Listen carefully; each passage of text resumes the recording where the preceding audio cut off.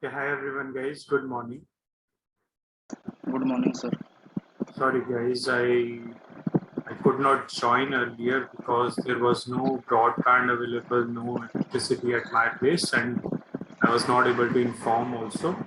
Apologies for that, guys. We'll just start in 2 minutes, okay?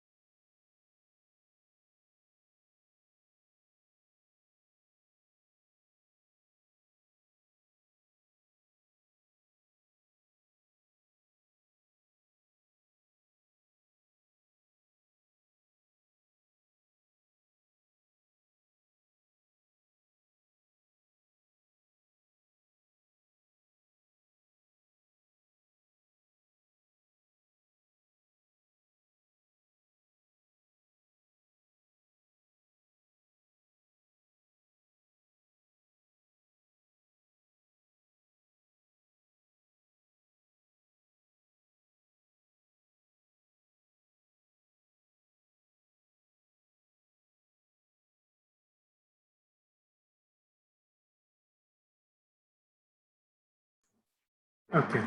Let's start, guys. We'll start with a new topic today, that is foreign exchange. Guys, how did your yesterday's session go? Sir, it was very good. Good? Yes, sir. It was your pre-assessment, if I'm right. Yeah? Yes, sir. So, all right.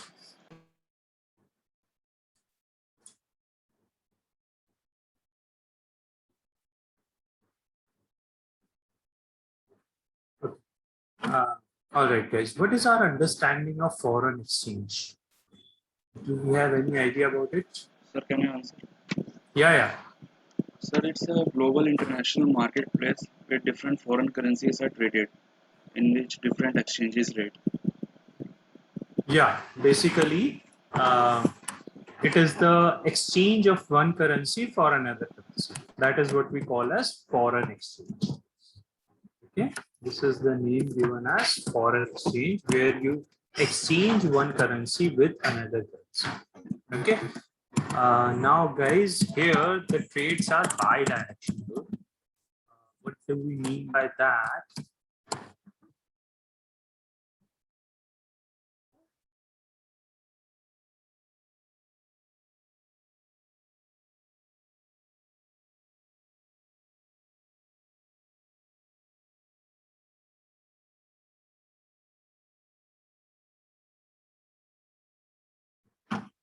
See guys, when any party is trading in the foreign exchange, what do?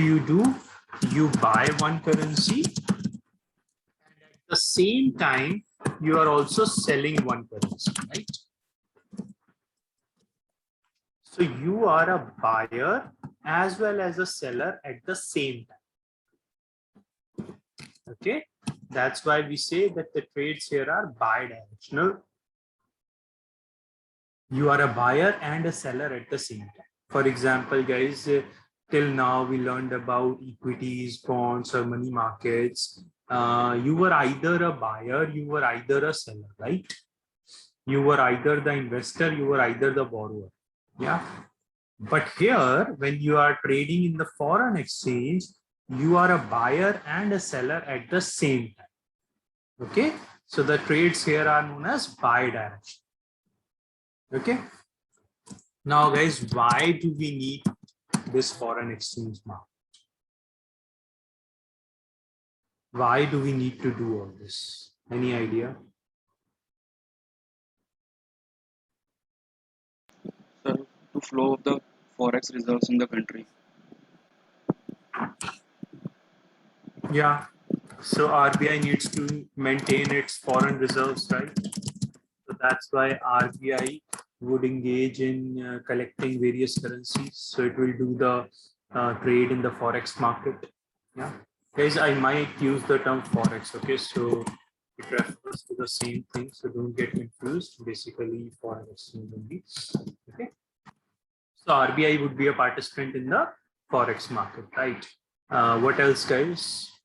Value of different currencies. Value of different currencies. So determine the value of different currencies. Determine the value of different currencies. Okay. Now we are talking about why do we need this? Do we need Sir, yeah? while traveling to another country. Yes, we have travel needs, right? So if I'm going to US, I need USD. I cannot buy anything giving rupees there, right? I need to give USD to them, only then they will give me the goods and services, right? So for our travel needs, for everybody's travel needs, they need the foreign currency. So they automatically become the participant in the foreign exchange market. What else, guys? Why do we need forex market? Sir, if Import domestic and export. Imports and exports, very good. So there is a lot of international trade going on in which companies are importing and exporting goods and services. So for that also they need. So guys, if you think about it, everybody, whether it is the corporate, whether it is the government, whether it is the individuals, banks, anybody, everybody would be a participant in the forex market, one point or another. Yeah. So guys, it's one of the largest markets in the world. Okay. We might be not dealing in it in a on a frequent basis, but if you look at other markets such as equities, bonds, or other markets, forex is the biggest of them. Okay. So you have more than $6.6 trillion worth of transactions, which are, I'm talking about $1 trillion. Okay, it's huge. So if you convert it into, it would be close to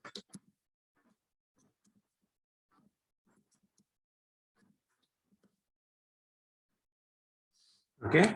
This is million, this is billion, and this is trillion. Okay, so this much is the value of transactions that is done every day in the forex market. Okay, this just I'm talking about 1 day value of transactions done in 1 day. Okay, so it's a huge market, guys. A lot of buying and selling is done by corporates, by governments, by central banks, by individuals also. And guys, this is OTC market.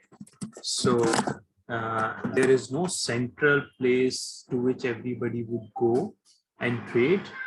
It is an informal network of dealers or banks which act as dealers, and they are the institutes to whom we can go and do the forex trade.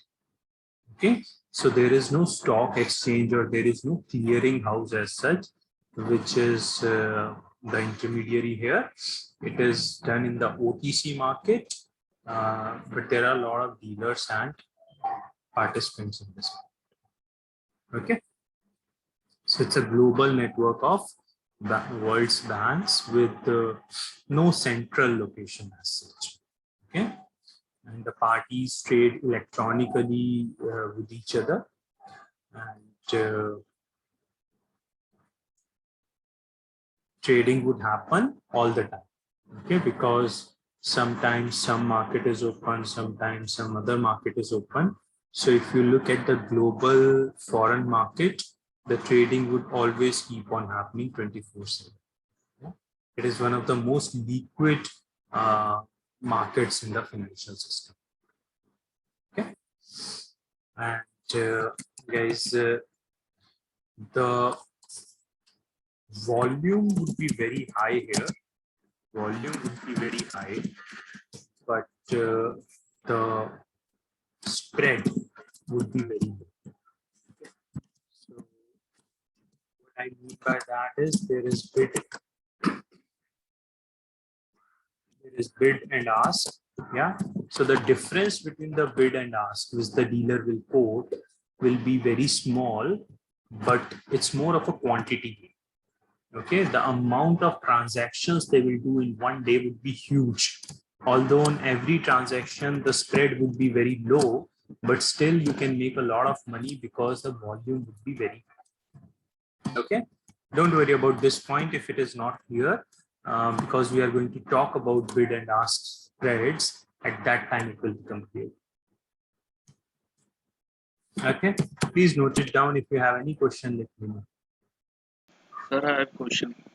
Yeah, please. Sir, we can buy as much quantity as possible, sir, in this market. Yeah, you can buy. Okay, sir. Sir, why this market is not popular as compared to the equity market? Why? It's very popular. Why do you think so?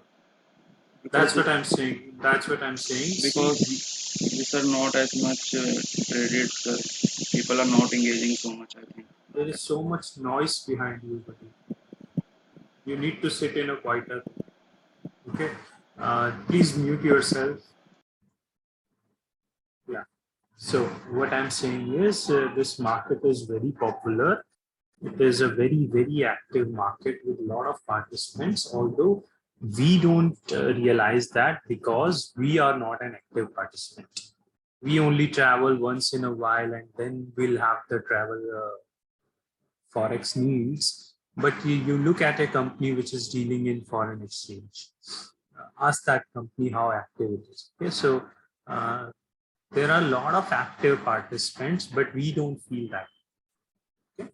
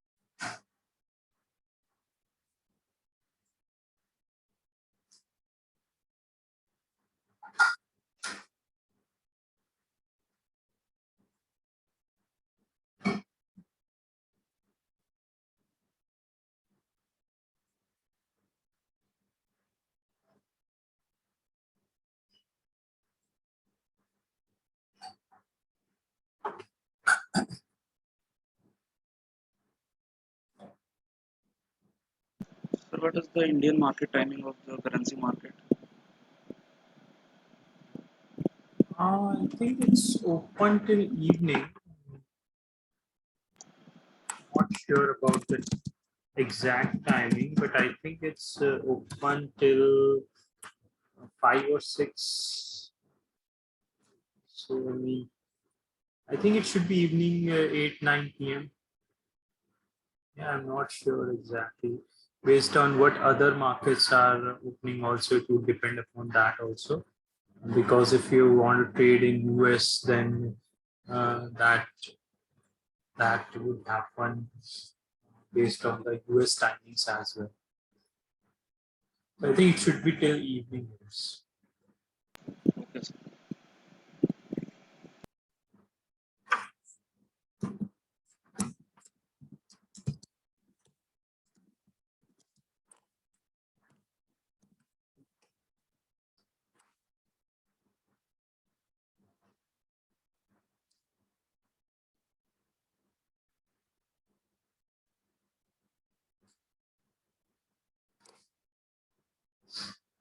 It's from 9 a.m. till 5 p.m.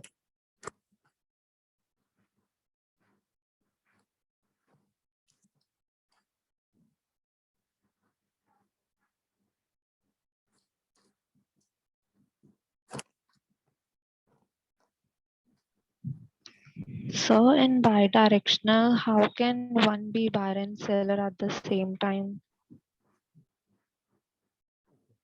See what happens. Let's say you are planning to go to US. Okay. So what do you have right now? INR.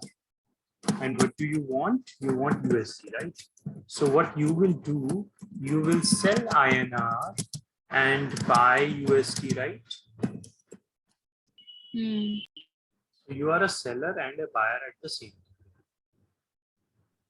time. Okay.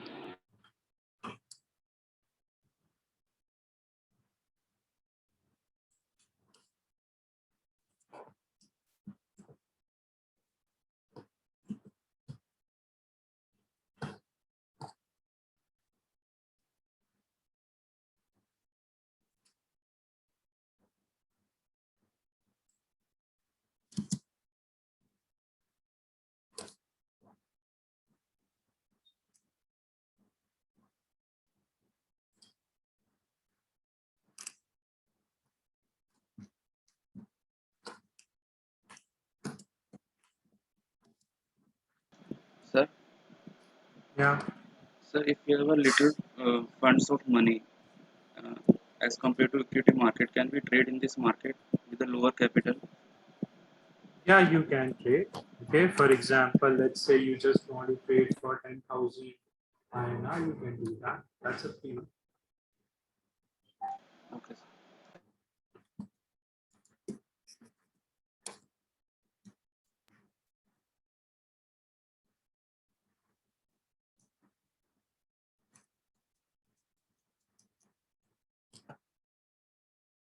Okay. Now, guys, can somebody tell me which are the major currencies of the world? Sir, can I tell? Yeah, tell me. Sir, USD INR, Euro USD, GBP INR, GBP USD, GBP Euro. I'm not asking about the exchanges. I'm just asking about major currencies such as USD, Euro, Japanese yen, Japanese yen. That's right. What else? Australian dollar. Australian dollar, yeah, and Swiss franc. Okay, so these would be considered as the major currencies of the world. Now, can anybody tell me, guys, why do we call them major currencies of the world? As most of the transaction involve these currencies. Yes, so if you look at volume wise, value wise, these trades would be dominated. These would be the dominating currencies where most of the forex trading is happening. Okay, so guys, also these are widely accepted currencies. You don't worry about USD getting converted anywhere because it is very popular. So everybody knows USD and they would accept USD without any hesitation, right? Whereas if it is a Pakistani dollar or Pakistani rupee, then they would not easily accept, right? Secondly, there is a high liquidity because a lot of trade happens with USD. So, and it's not just for India. You see China, Japan, a lot of trading. Japan not so much because they don't have that kind of feeling for US. But otherwise, if you look globally, Europe continent trades a lot with US. So a lot of trading happens in USD. So there is always high liquidity whenever you want to do transactions in USD. And you have large number of transactions and you have large number and value of transactions. Okay, so because of these reasons, whenever a currency would be able to satisfy these reasons, we'll call it a major currency. Okay. Can you try to do one thing, guys? Can you tell me what is the USD to INR exchange rate? What is the INR exchange rate with these major currencies? Sir, USD INR is 74.4.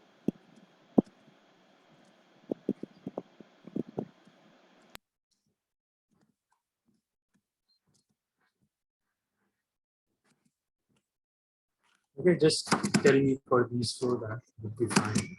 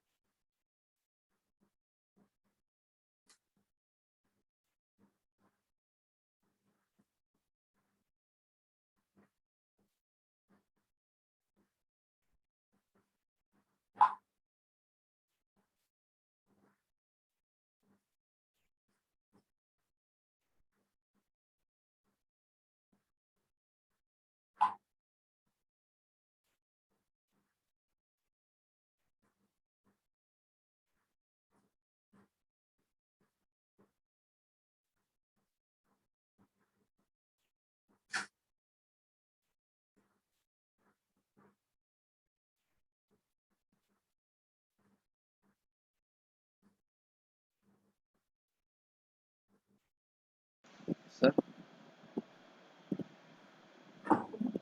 Yeah, tell me, guys. sir, I have one question. Yeah, Sir, is there a role of the economists to determine the currency? What about the role? it is the demand and supply which would determine the exchange rate. Okay. Okay, sir. All right, guys. Tell me quickly. Somebody else apart from Rezwar. 87.04. 87.04. Okay, good. So 0.68. Japanese yen. 0.68. 102.13. All right, guys. See, when you are quoting the exchange rate, ideally it should be in the up to the fourth decimal place.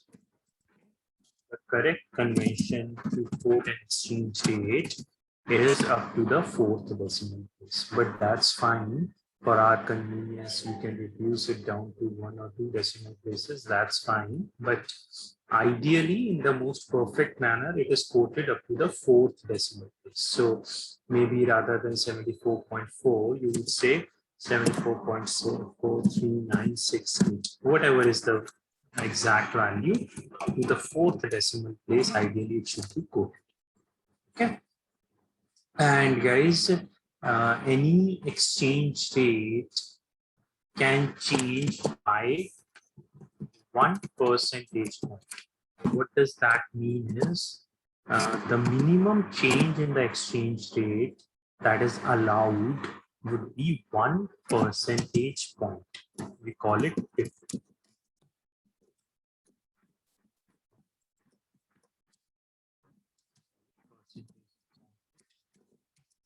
So, for example, if the exchange rate is this, then let's say tomorrow the exchange rate is this. What do you say? By how much it has changed from yesterday? It has changed by 1 pip. Okay. And now tomorrow, if I say it becomes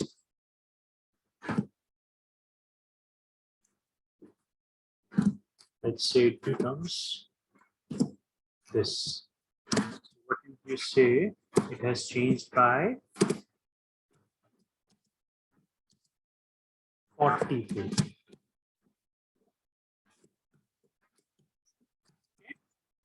Let's say tomorrow it changes to this.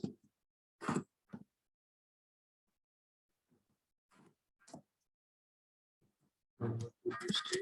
It has changed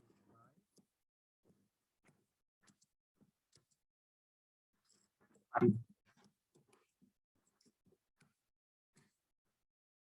okay, and so on this.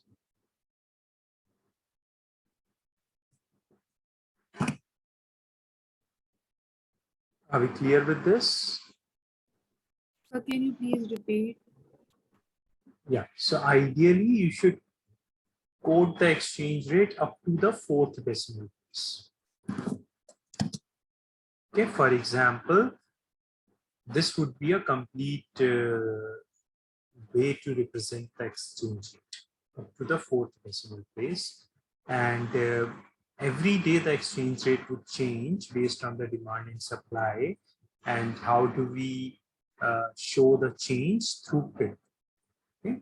So 1 pip is the 4th decimal place, 2 pips, 40 pips means uh, to the 4th and 3rd decimal place, there is a change like that.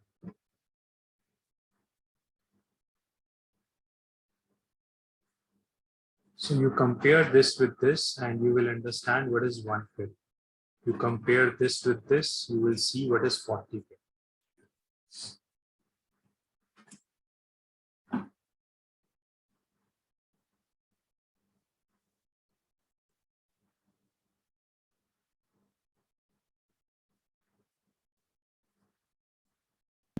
Sir, can we trade other than INR? Yeah, you can trade. If he wants to trade in USD Euro, Some currencies in which you can trade, you cannot trade in every currency. Some currencies are allowed by the regulator, which are some of the major currencies. And those you can.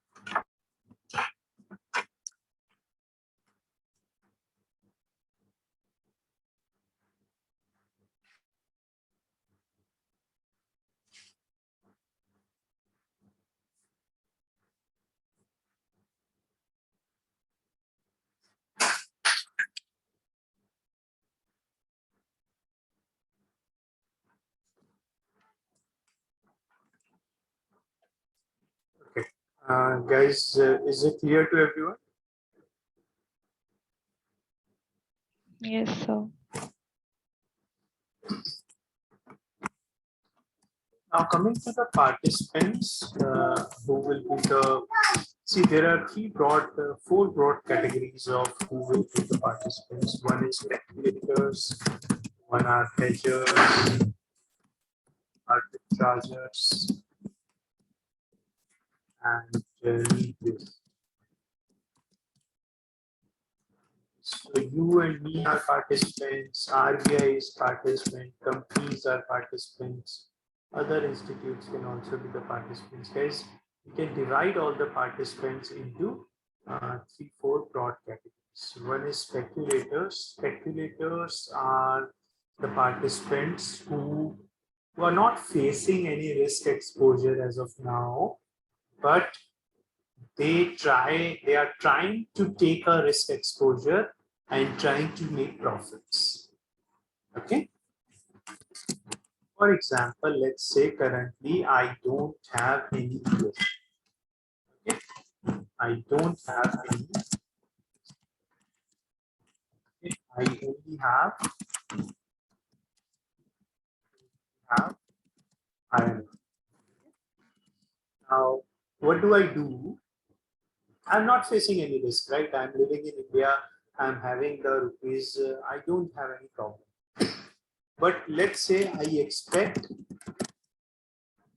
USD to appreciate.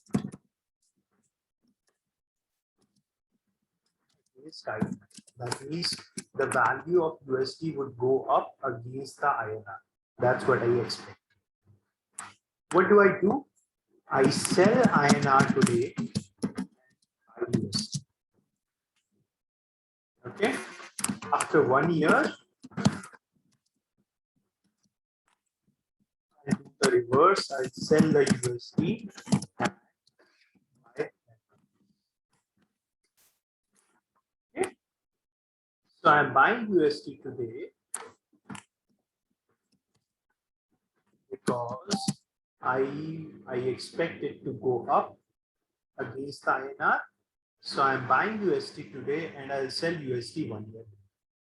So guys, what I'm trying to do, I'm trying to make profits, right? Based on my expectation. I'll be a speculator in the market. I'm trying to make profits by taking a risk. So I'll be known as a speculator.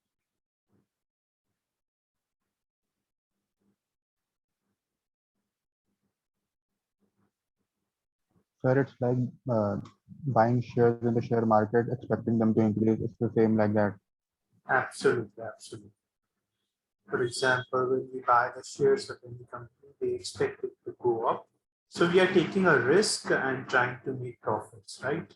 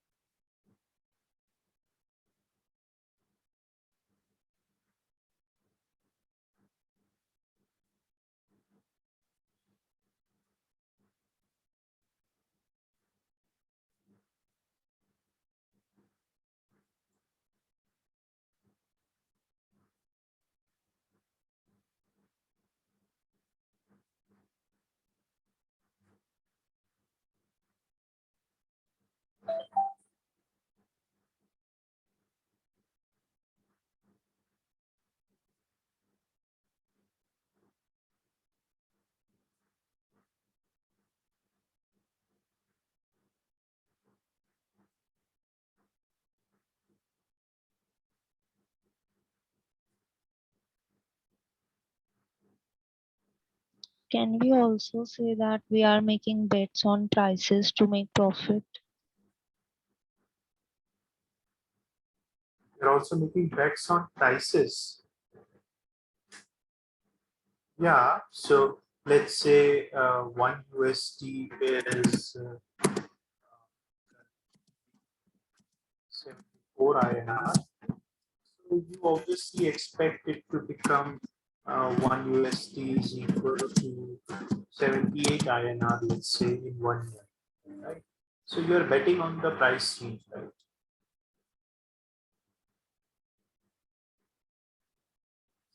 Okay. Hedgers would be someone who is facing some risk. Okay? Who's facing a risk. For example, let's say Infosys is dealing with a US client. US client is going to pay $10 million to US. So Infosys is going to get $10 million from a US clients in, let's say, 6 months. So Infosys is facing a risk that what would be the exchange rate after 6 months? Yeah, they would obviously like to convert the dollars into INR. So there is an uncertainty which the Infosys is facing, that what would be the exchange rate at that time. Yeah, that uncertainty is known as the risk. So Infosys is facing a risk, right? Agree? Yeah. And let's say they enter into a forex trade, eliminate that risk.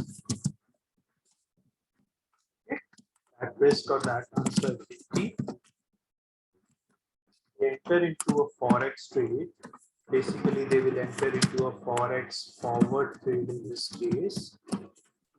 Eliminate that risk of what would be the exchange rate. They will freeze the exchange rate at current time. They will get into a contract where they will freeze the exchange rate at which they are going to convert the USD after 6 months. So that uncertainty of what will be the exchange rate will be gone. Okay, so Infosys would be known as a hedger. They are trying to hedge against the risk they are facing.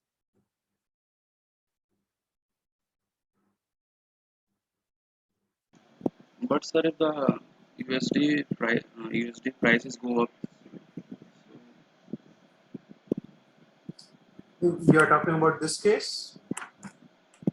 yes sir, if you freeze the exchange rate in a Yeah. future contract, but if the price rate changes, Yeah. if the price decrease or increases, so what about the agreement Yeah. in Infosys? See, what would happen here is in the forex forward trade, they will say that after 6 months, we are going to exchange USD at 76 per 1 USD.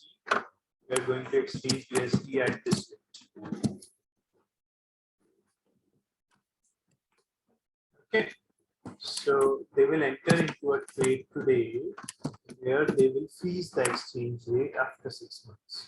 Now, in reality, in the market, it can go up or down. Okay, anything can happen. But for them, for Infosys, this exchange rate is frozen, it is fixed.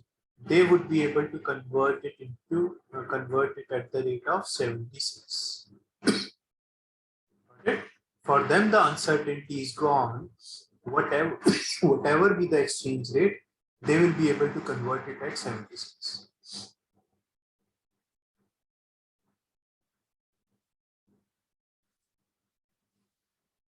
Okay. Yes sir.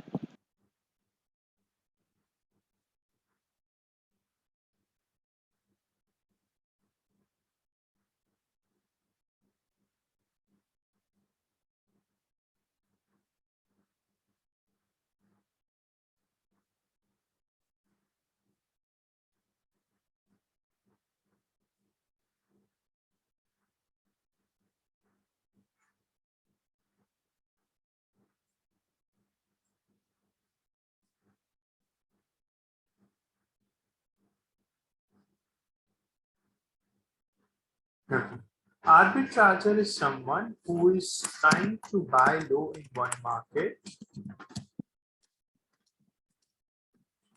and sell high in another market.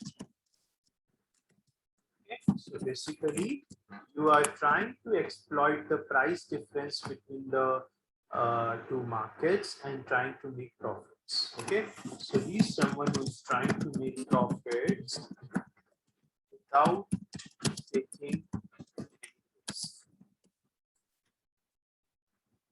That person is known as an arbitrager. For example, if you go to two dealers and two dealers are quoting a slightly different price for a particular exchange rate, you buy from somebody and you sell it to other, trying to make profits. From an equity perspective, you can think like you buy on one exchange and you sell on another exchange to exploit the price differential.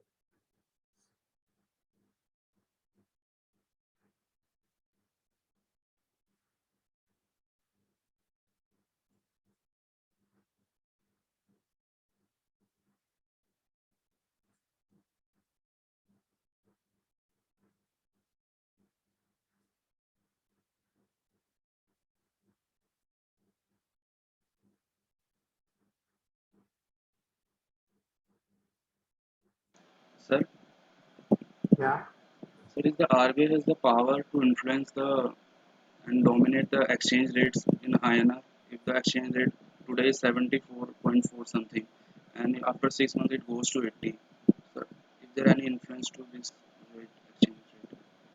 You can influence the exchange rate by buying or selling. Okay, it is completely dependent upon the demand and supply. So if you try to create the demand or supply, based on that you can influence the exchange rate. Okay. Last is the need-based traders. For example, you have travel needs, or the RBI has the need to maintain the foreign exchange reserves, or let's say there's a global fund manager, right? He's managing the money of Indian people also, right? So suppose an Indian gives an INR to the global fund manager. So what he will do, he need to invest in, let's say, US. He needs to invest in London market, so he will convert your INR to GBP, and when you ask for your money back, he will convert the GBP back into INR. So that's why also. So it is, all these are need-based exchanges which you are doing. Okay. So somebody is doing it based on his or her needs. Somebody is doing it just to make profits without taking any risk. Somebody is doing foreign exchange trades to eliminate the risk they are facing, and somebody is doing foreign exchange trades to make profits based on their expectations. Okay, so everybody has a particular objective in mind why they are entering into a forex trade.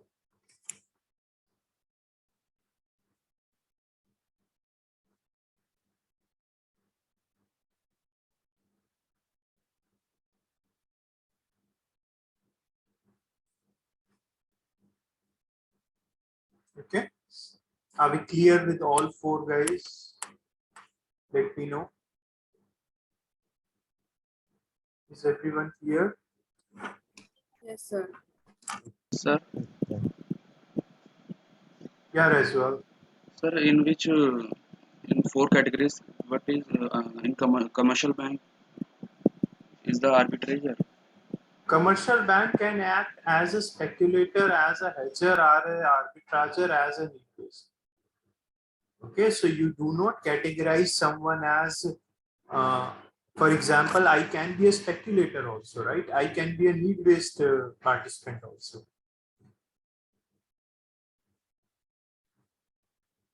So can you explain the last point in need-based? Yeah, need-based is someone who has a particular need. Okay, he's not trying to make profits, or he's not trying to hedge against any risk, or he's not trying to make profits without taking risk. He's someone who has a genuine need And that is why he's doing it. For example, if I'm traveling to US, I'm not trying to make any profits, right? I have a genuine need. That's why I'm participating in the forex market. Whereas if I trade to make profits, I'll be known as a speculator. Okay, let's suppose I don't have to go to US and I buy USD today, so to sell it later on. So basically, I am acting as a speculator. Got it? Sir, can you explain hedges again? Hedging. Yes. Okay. See, hedger is someone who is facing any risk. Okay. For example, Infosys is there who is going to get $10 million from the US client after 6 months. So what is the risk Infosys is facing? That what would be the exchange rate when they would like to convert USD into INR? Okay, after 6 months when they get the USD, they would obviously like it to convert into INR, right? Now the risk is that, the uncertainty is that what would be the exchange rate after 6 months? Okay, so Infosys is facing that risk. So what they can do, they can try to kill that risk through a forward trade. Okay, now don't worry about the forward trade. We are going to do it in derivatives. So we'll do it next week, guys. But what they are trying to do, they are trying to eliminate the risk they are facing. They are trying to eliminate the uncertainty, what would be the exchange rate, right? So their need is to eliminate the existing risk. That participant is known as a hedger. Sir, so in case of hedging, both the parties are trying to mitigate the risk. We don't know about other party. Okay. We don't know. Okay, Infosys is acting as a hedger. Other person could be acting as a speculator. Okay. Okay.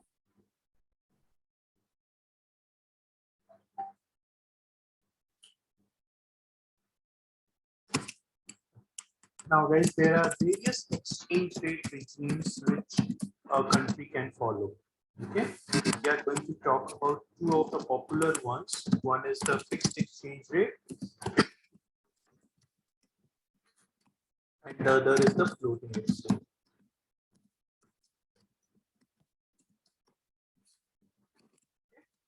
So what happens in fixed exchange rate regime is you peg your currency against a particular currency. Okay. For example, let's say if we peg our currency against USD, what does it mean? That India is following a fixed exchange rate regime against US. Okay. So that means whatever is the exchange rate between INR and USD, India will try to keep it within a very small range. Okay, they will almost try to keep it fixed. So let's say 1 USD is equal to 75 INR 20. So what they will do, they will try to keep 1 USD within a very small range, 74 to 76, let's say. So if India is trying to maintain this ratio always, that means they are following a fixed exchange rate regime against this. Okay. So what you try to do, you maintain the exchange rate almost at the same level or within a very small range. Okay, you intervene. We always say that market forces determine the exchange rate, right? So that's true, market force will determine the exchange rate, but if it is going up, you try to bring it down. If it is going down, you try to bring it up by influencing the demand and supply of the currency. and you try to keep it within a fixed range, narrow range, that's what we call as a fixed exchange rate. Okay, so you intervene to influence the demand and supply. Okay, what is the advantage of doing that? Why would a country follow a fixed exchange rate? Can anybody tell me this?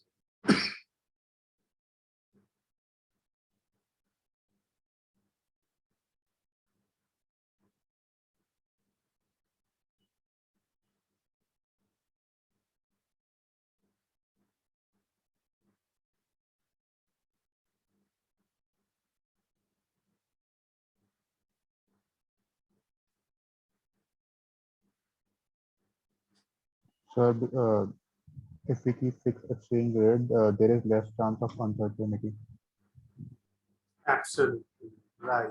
So it provides more certainty to importers and exporters. They don't have to worry about what would be the exchange rate. They are almost sure that it will be close to 75. Okay. So it provides, they can focus on their business rather than worrying about the what would be the exchange rate at that time. How many dollars we need, how many INR we need. They don't worry about all that thing. They can just focus on importing and exporting. Okay. So it helps in the trade part. It provides certainty against the trade with that country. So that's the advantage, guys. Any disadvantage you can think of? The transaction cost can be up and down.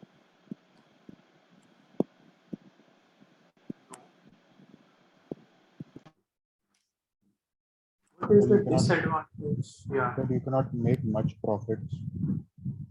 No, no. The currency web. See, guys, the monetary policy is the supply of INR would be completely dependent on one factor, that is trying to maintain that exchange.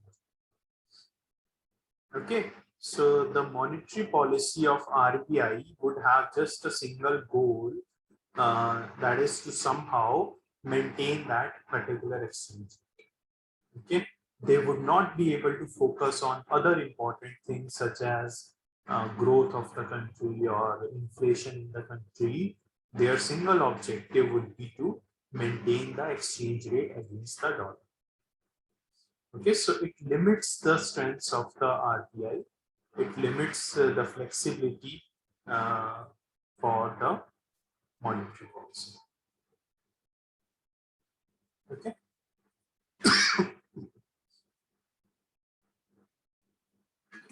Next is our floating exchange rate regime, in which the government or the central bank does not intervene. Okay, you completely let the market forces determine what would be the exchange rate. You don't worry about it. Okay. What would be the advantage of that?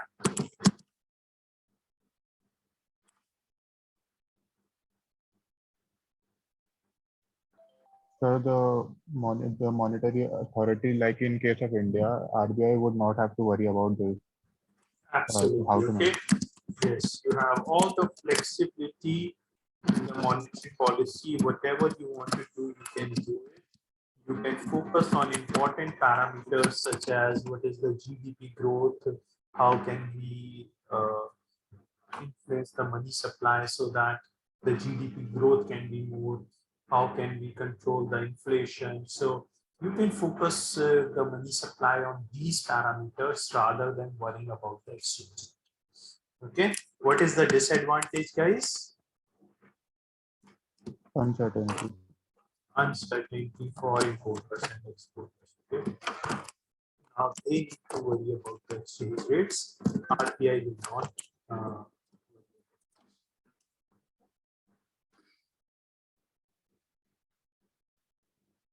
All right, guys. Forex, as I said, we are going to discuss more about these points. It's an OTC market product. Okay. Now, what happens in the OTC market is We also call it quote-driven market activity.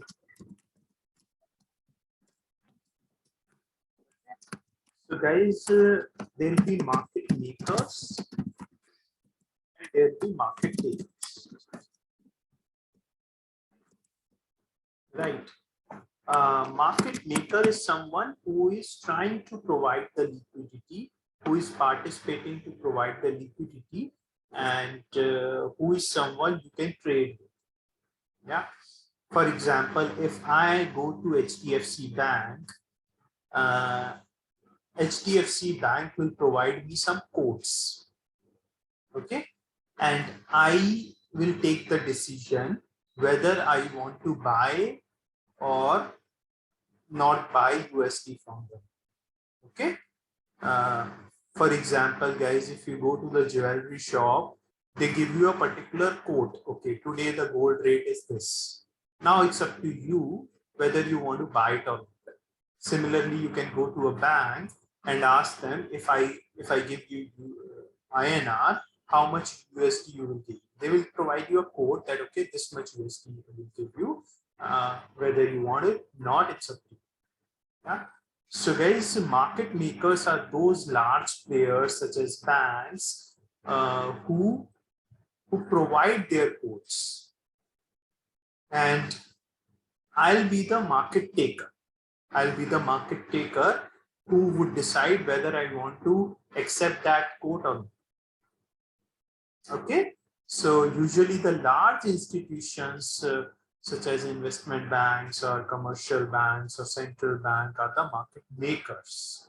Yeah, whereas I mean, these market makers would be the ones who would provide their quotes, who would provide the bid price, who would provide the ask price, and they would be able to influence the exchange rate based on the quotes they are providing. Okay. Whereas if I talk about myself, I am trading at a very, very small level, right? We are trading at a very small level. So we are not market makers, we are market takers. Okay. So we will see what quotes the market makers are providing. And based on that, we decide whether we want to trade or not, right?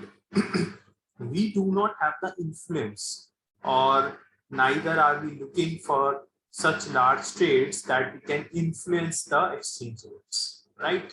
So we'll be known as market takers.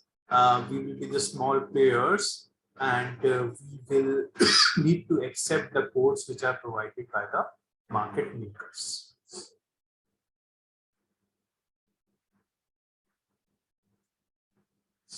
Are we clear between this, guys?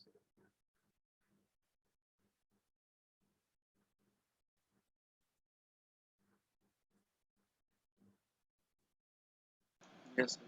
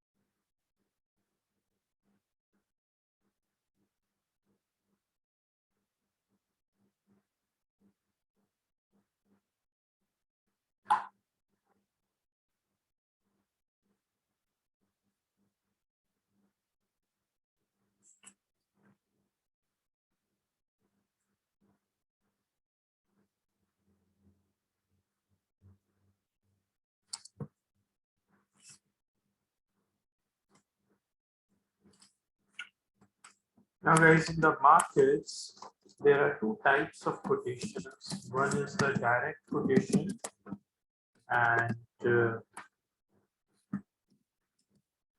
is the indirect quotation.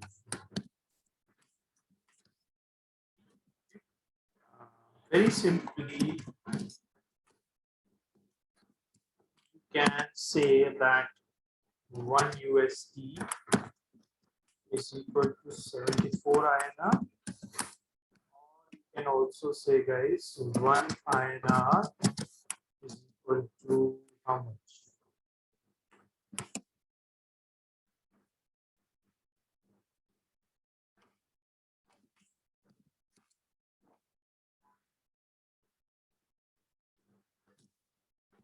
.0135 USD.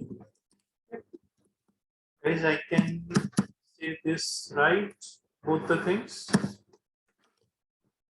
Same thing, right? Yes. Okay. Now, see, from an Indian perspective,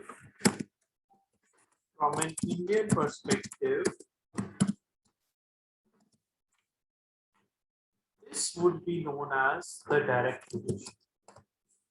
Okay? And from an American perspective, this would be known as a direct quotation. Okay? And from an Indian perspective, this would be known as a indirect quotation.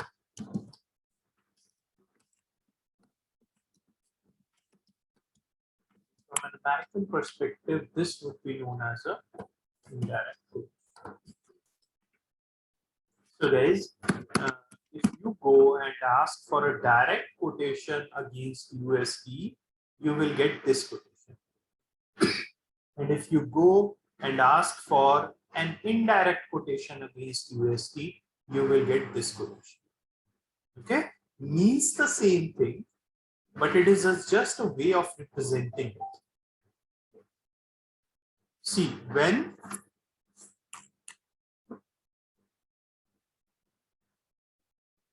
one unit of foreign currency is representative in terms of local currency, that is known as a direct quotation.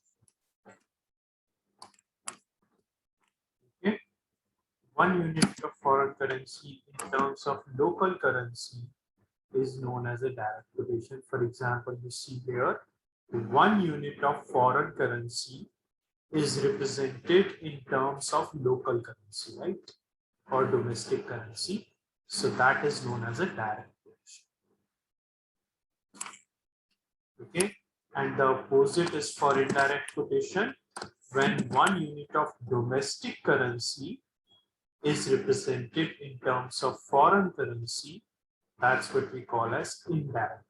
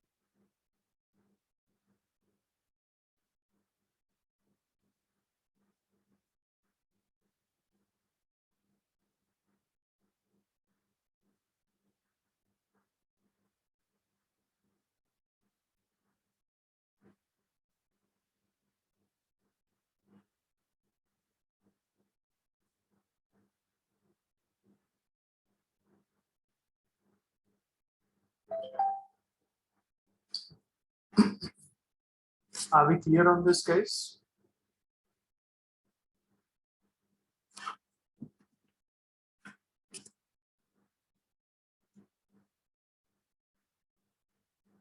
Yes. See, guys, when you say USD to INR, do you know how would you write it? This is the same as, I mean, if you say USD to INR, this is equivalent to USD upon INR. Okay. This is the same thing. And what does it mean basically?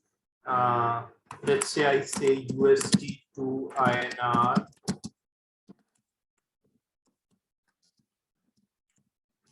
is equal to 74. So what does it mean? 1 USD is equal to 74 INR. Okay. All this is same thing. There is 3 ways of representing it. You can say USD to INR, you can say USD upon INR, and you can say 1 USD is equal to 74 INR. Same thing.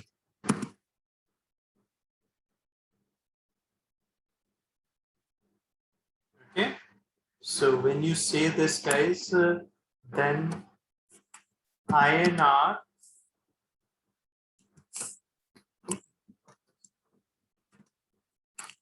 USD would be known as the base currency. In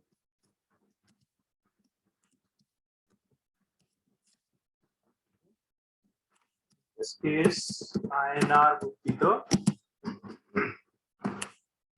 code currency or counter currency.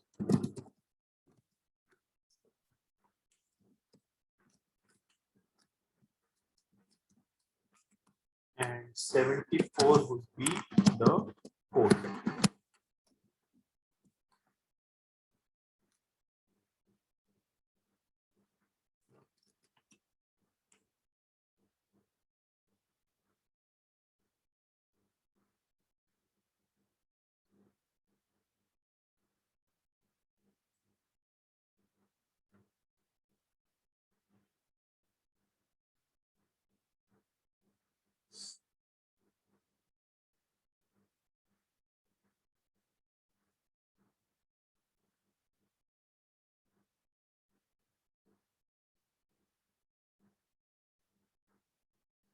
All right.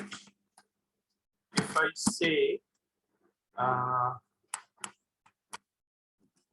euro USD is, let's say, 1.1015. Okay, guys, can you tell me what is the base currency here? Euro. Euro. Euro. Very good. What is the code currency? USD. USD. And what is the code? 1.1015. 1.1015. Okay. If I give you €1, how much USD will you give me?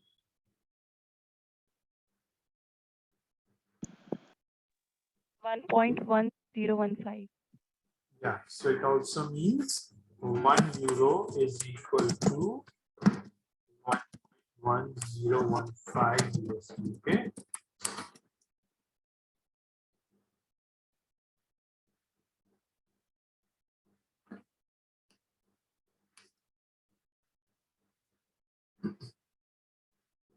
I'm giving you a quotation, guys. Suppose you go to, okay, let's not talk about that. We'll talk about that later. But let's say you have a quotation of this.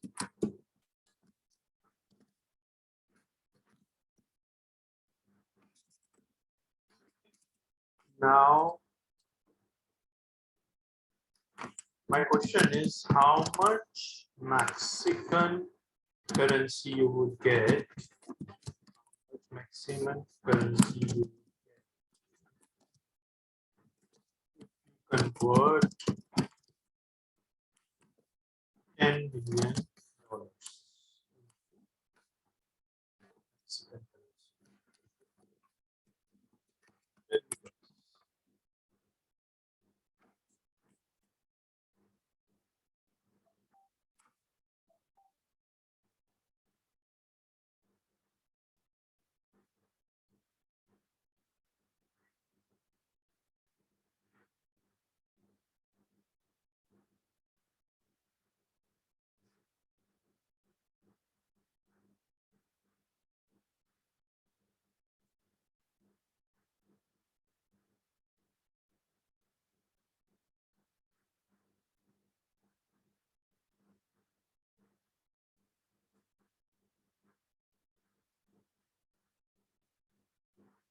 Guys, this is very simple.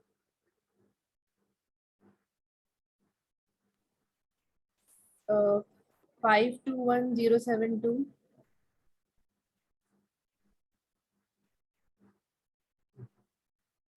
Surprising, guys. This is actually very simple. Sir, $19.2912 billion. Value is correct, but the currency you are saying is wrong. Okay. If you convert 1 USD into Mexican currency, you will get this much Mexican currency, right? If you convert 10 million, you would get 10 million of that. Where is the confusion, guys?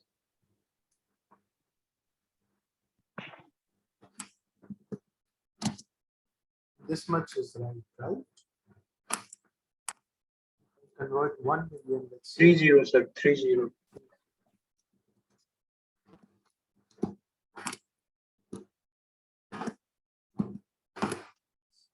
Absolutely. Okay. It's very simple. If you convert 10 million euros, 10 million USD, you will get these many Mexican currencies.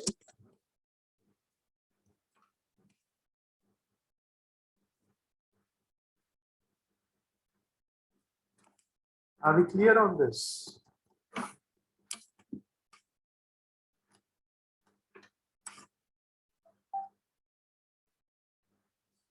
Yes or no? Yes, sir. Yes, sir. Yes, sir. Okay, now please do this correctly, okay?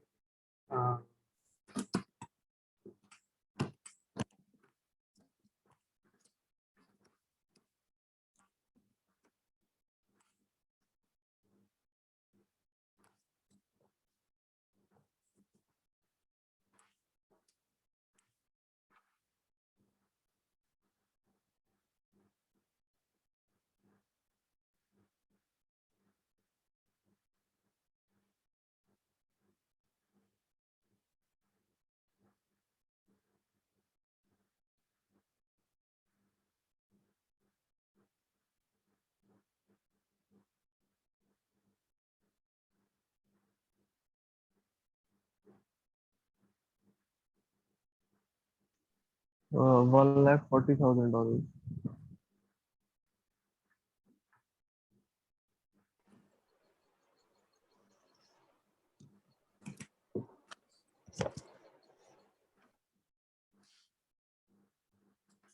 Answer would be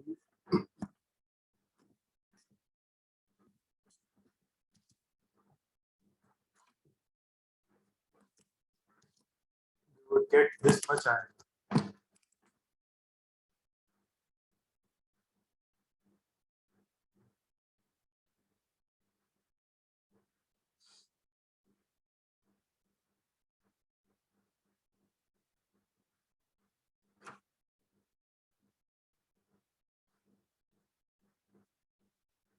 Anybody got this answer, guys?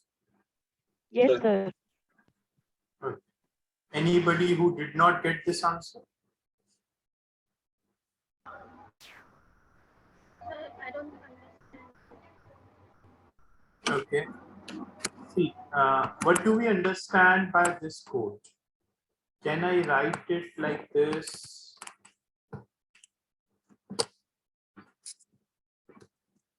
Can I write this as this? Is this clear?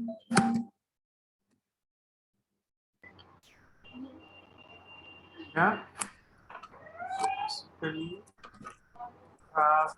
this much USD is equal to 1 INR, right? So what would be 1 USD would be equal to 1 upon 0.0140 INR. Are we clear from this to this? Yes, sir. Okay. So what would 1 USD be equal to? Can you calculate this, please? 71.4285.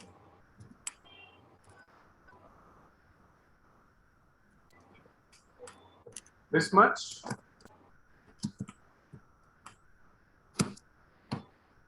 Yeah. So if you convert 1 USD, you will get this much INR. If you convert 10 million USD, 10 million USD is this much USD would be equal to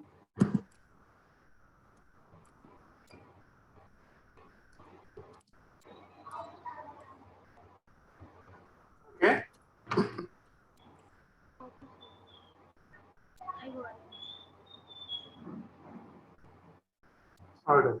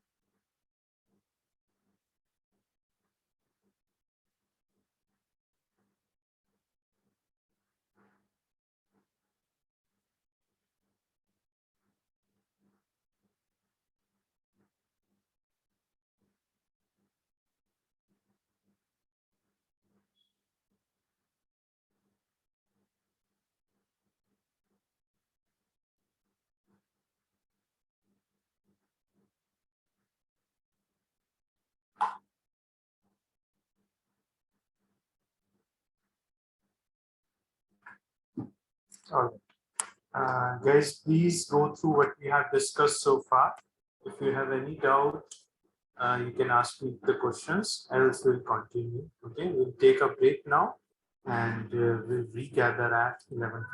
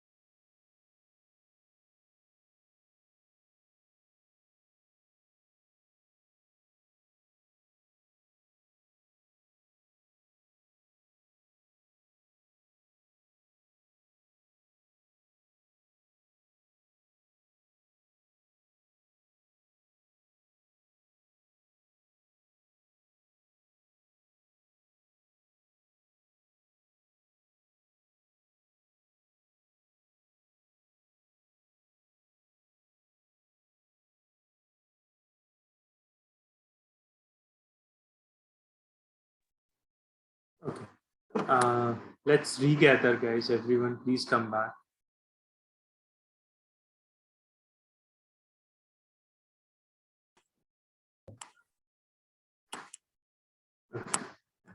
See, guys, let's go in further detail now.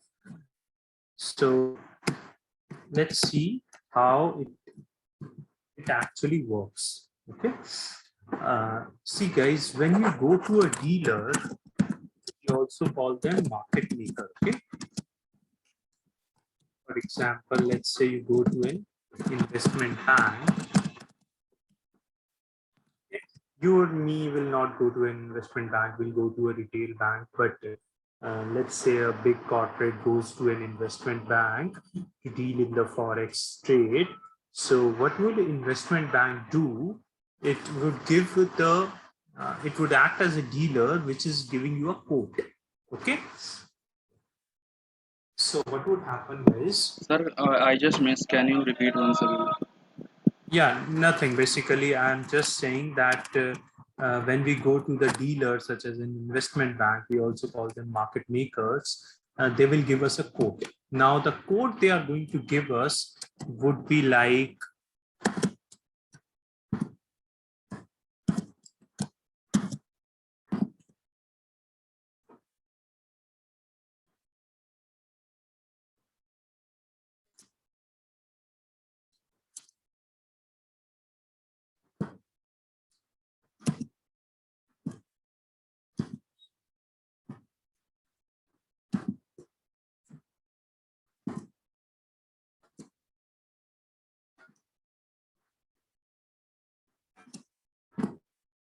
okay. So guys, read carefully. The market makers, such as an investment bank, will give you this kind of quote. Okay. What does this mean? Let's understand everything. Okay. What will you call the USD? That will be known as the base currency. INR would be known as the quote currency.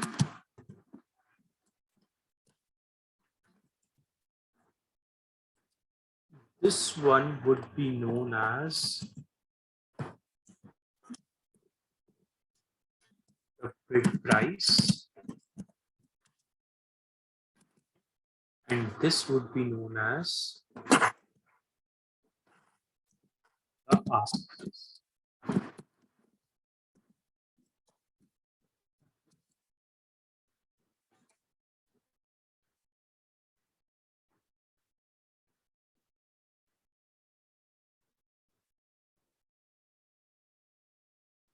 Okay.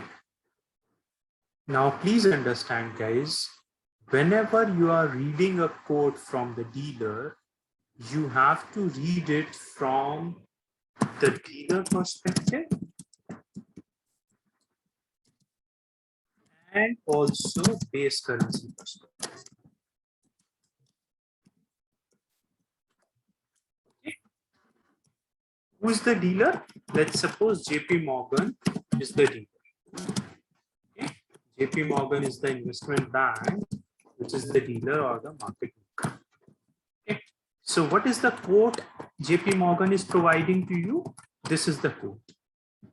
Now, how do you read this quote? You read this quote from dealer perspective, that is JP Morgan perspective, and also the base currency perspective, that is USD perspective. Okay. So what does this mean is that dealer is ready to buy USD for 74.4112 INR. And you can also read it as dealer is ready to sell USD for 74.4116.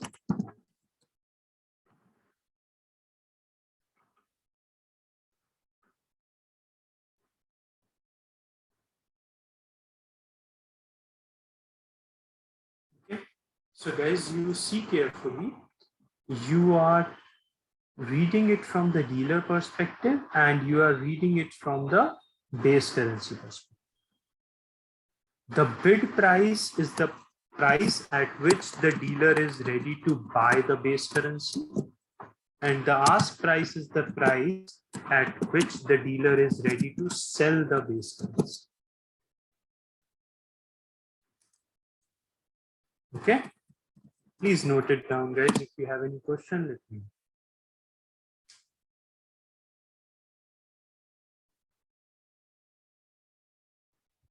So you have written 4117 instead of 4116. Okay, thank you. Buddy.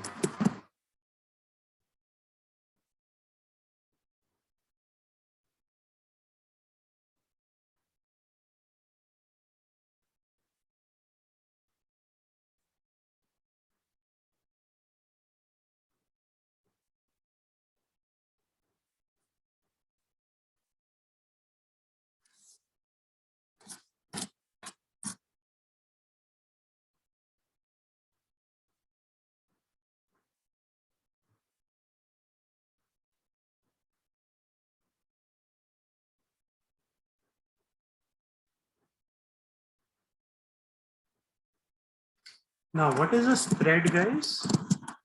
Spread is the difference between the bid and the ask price. So in this case, it would be equal to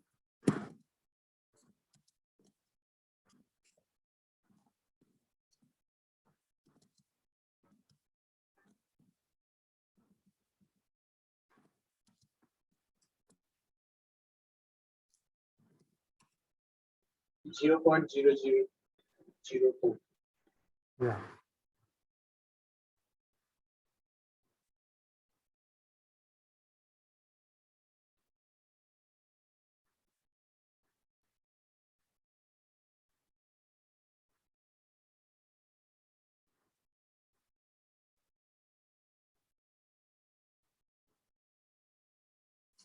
My question to you guys is,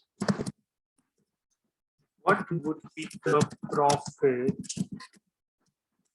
the dealer if he buys 1 USD and then sells that 1 USD?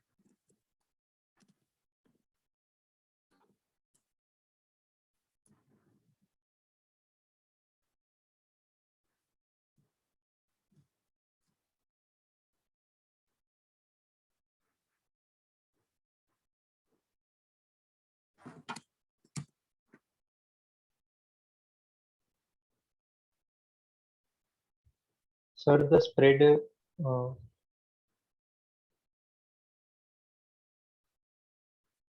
Yes. Okay. The answer is yes.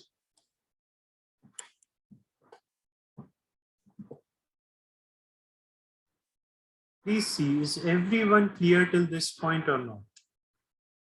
Clear, sir. Okay, everybody please confirm, okay? Yes, sir. Yes, sir. Yes, sir.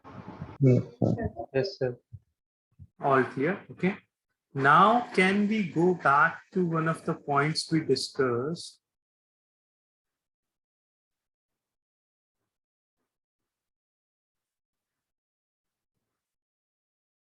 Tell me, do you understand this now?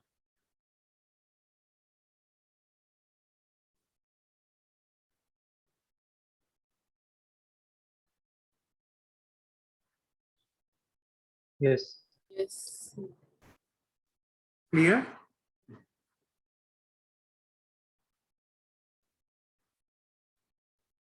Okay. Just to check, guys, where do we stand? Can anybody tell me what is PIP? Percentage in point. What does it represent?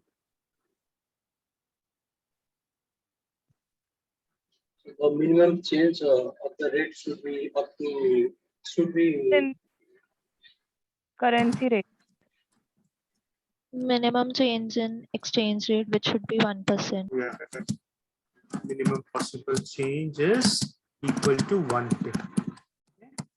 So let's say the exchange rate is 74.1234 and it becomes 74.1233. What is the change here, guys? 1 PIP. One. Change is 1. And up to which decimal place do we represent the exchange rate? 4. 4. 4. Four. Whether foreign currencies, I'm sorry, but there is so much noise behind Nasreen. Yeah, Nasreen, I have muted you because there was so much noise behind you. Okay, guys, these currencies are exchanged over the counter or on the exchange. Over the Over counter. Over the The counter. counter. Is it a big market or a small market? Big market. Big Market. market. It's a very big market. Okay.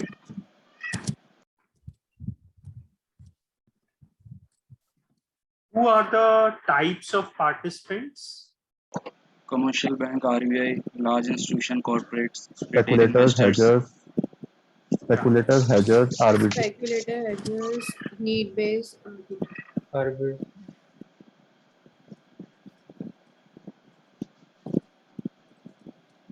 Okay, good.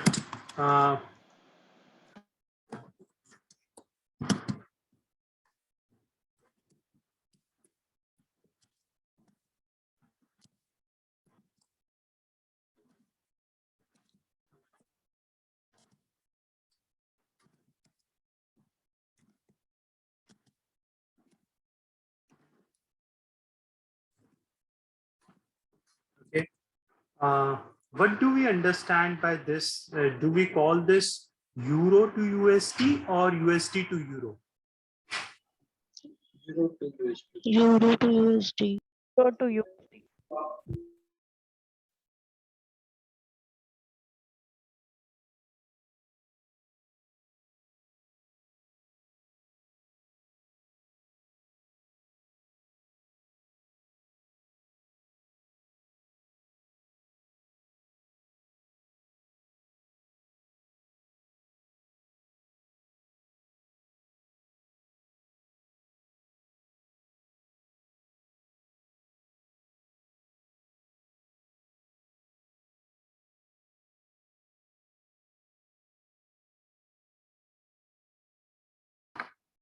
That's correct, guys.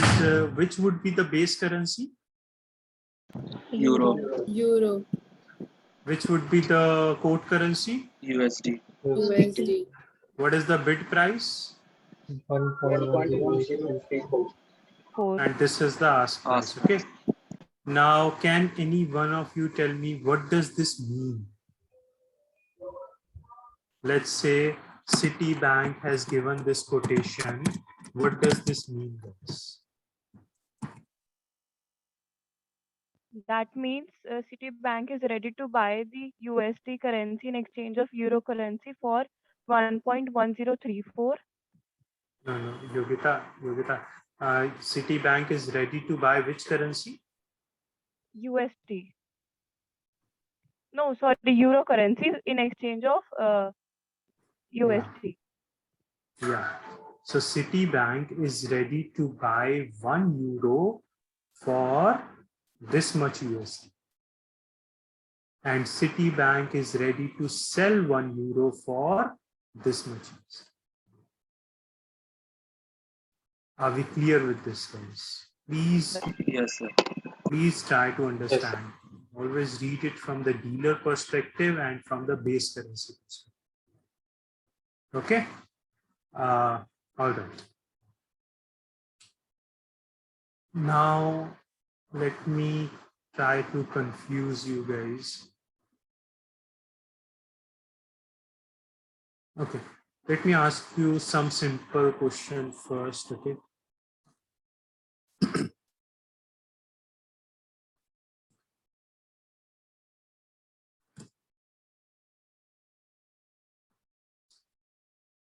From an see, guys, if I say €1 is equal to 1.1 USD. Okay, let's forget this for now. I'm just asking you, let's say 1 euro is equal to 1.1 USD. From an American perspective, is this a direct quote or an indirect? Direct quote.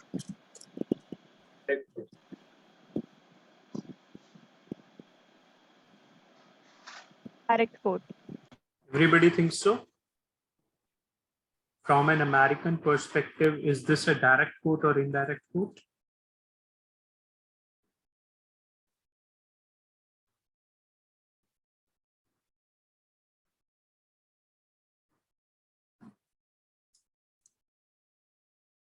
It's a direct quote, guys. That's good. From an European perspective, is this a indirect quote, right? Indirect. If I say 1 INR is equal to 0.0145 USD. From an Indian perspective, is this a direct or indirect? Indirect. Direct. Indirect. Indirect. All right, guys. So good. You are clear so far. Let's come back to this. Now, Citibank is ready to buy or sell euros at this rate.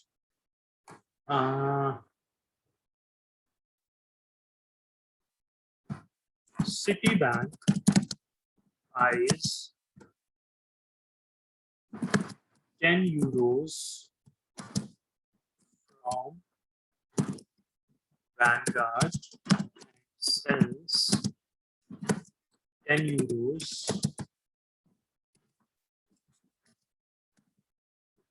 to Deutsche Bank. Okay. Guys, can you tell me what would be the profit of Citibank?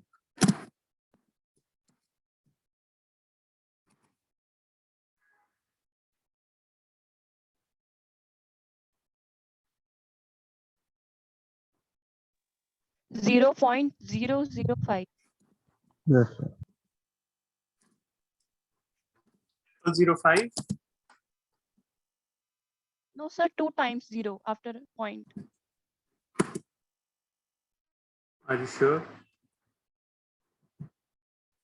Is 0.005. Okay. And are we talking about euros or USD?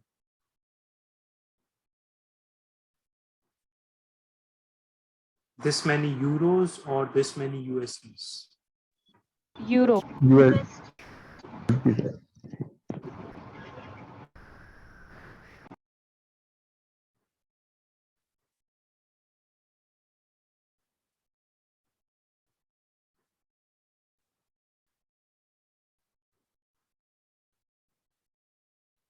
Sir, we won't be able to tell. We don't have a code from Deutsche Bank.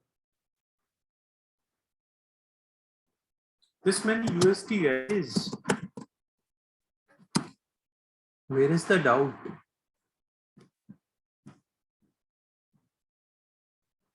See what will happen here. Citibank, you understand this? Citibank is ready to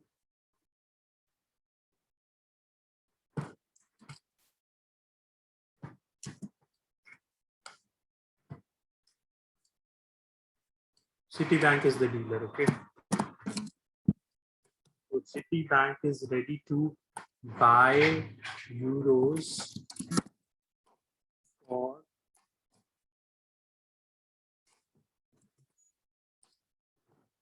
so he's ready to buy 1 euro for this much INR, and Citibank is ready to sell 1 euro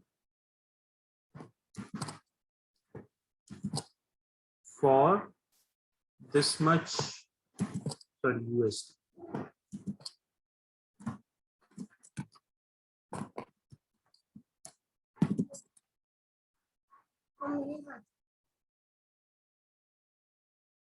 Okay, guys, are we clear? So when he buys 10 euros, he will pay you this much USD, but when he sells those euros, he will take this much USD. So it's like the difference is in USD, right? Are we clear? Yes, sir. Yes, sir. Yes, sir. Yes. So the gain or loss would be this much USD. Okay.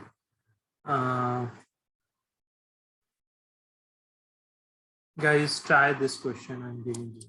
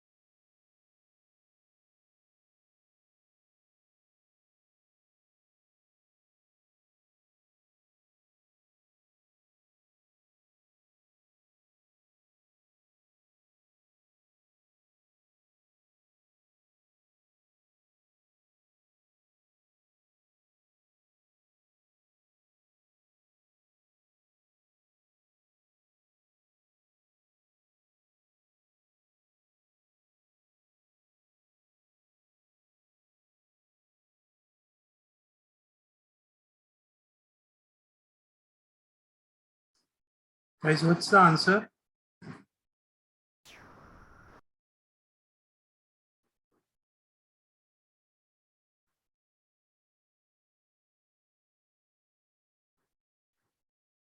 Anybody? Sir, is it 1000.0233? No, no. 34300.2. Absolutely. Very good. See, guys, you understand this code first. What it says is dealer is ready to buy what? Dealer is ready to buy one ABC for this much XYZ. Can I say that? So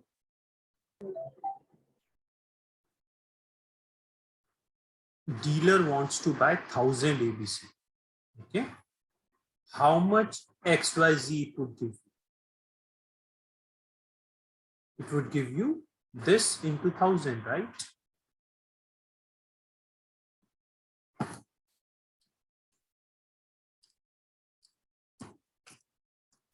Sir, can you repeat once again, sir? You understand this line? Is this clear to you?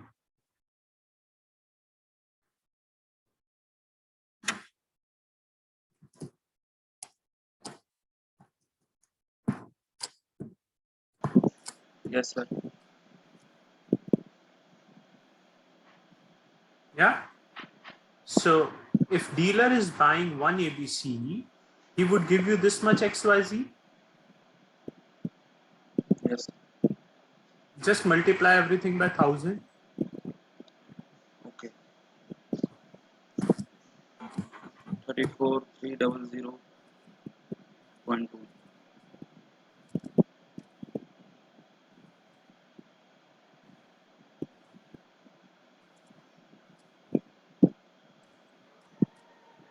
Yeah.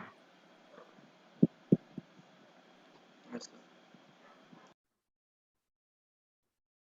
Now I'm asking, you want to buy 1000 ABC. Okay. How much XYZ you need to pay?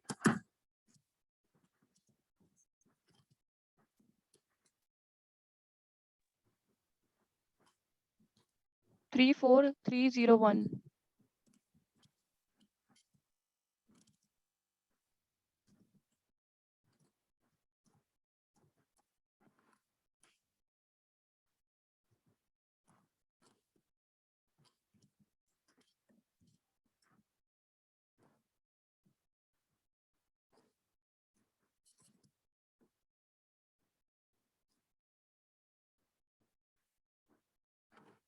So the answer here will be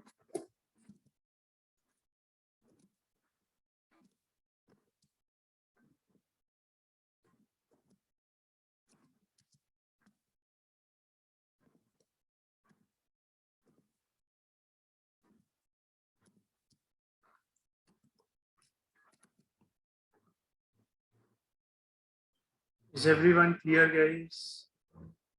So if you want Yes.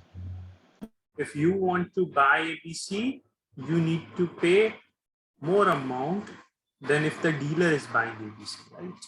The difference is the profit of the dealer.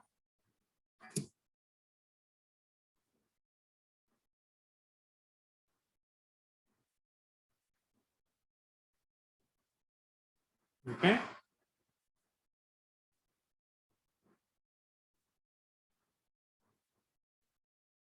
Is everyone clear on this? Can we go ahead? Yes, sir. Yes, sir.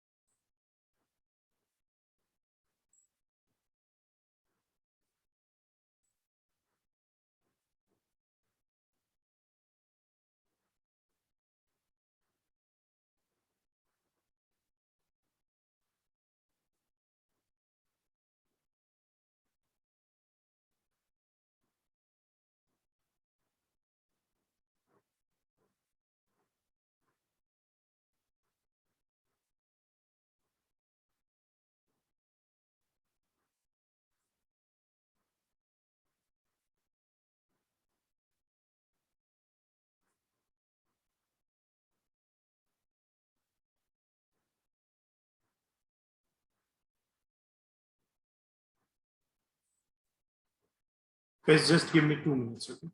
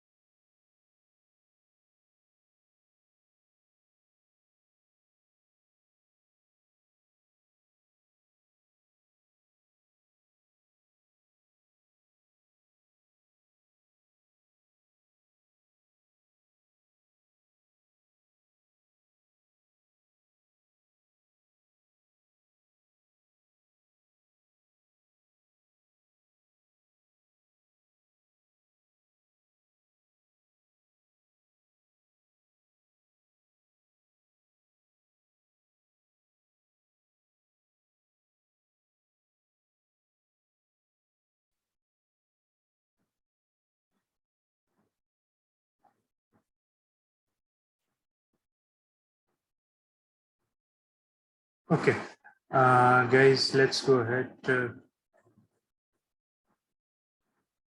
Let's go to the types of forex trades.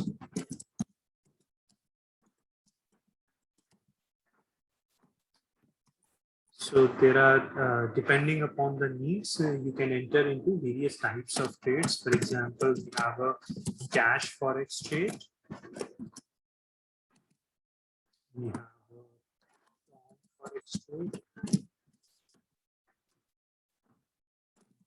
spot forex trade,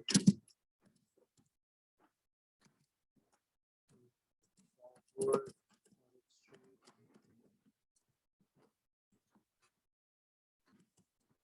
Apart from this, also we have trades such as futures forex trade or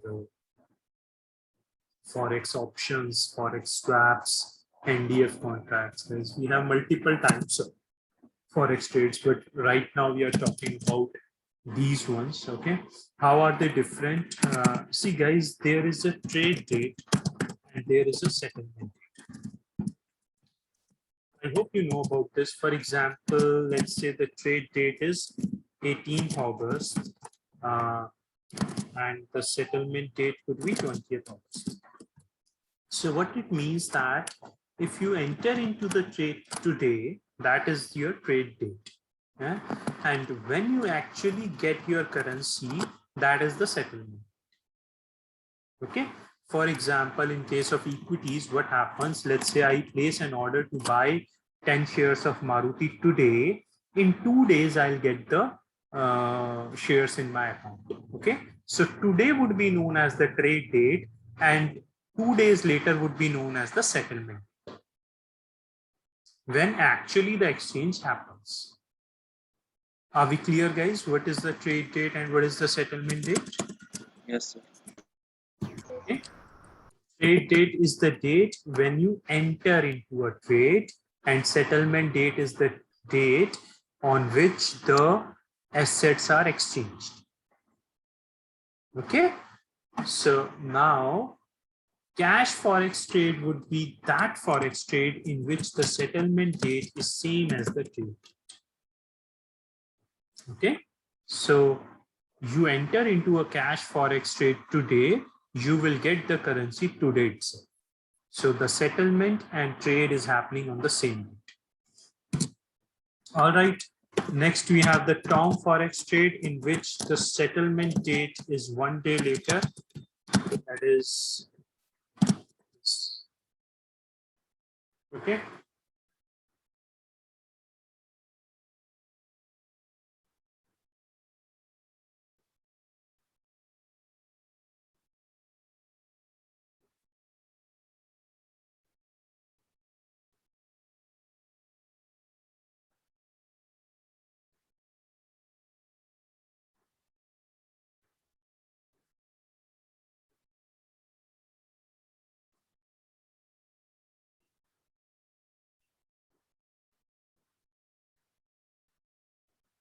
Spot forex trade would be that trade in which the settlement date is after 2 days, and the forward forex trade would be that trade where the settlement date is after more than 2 days.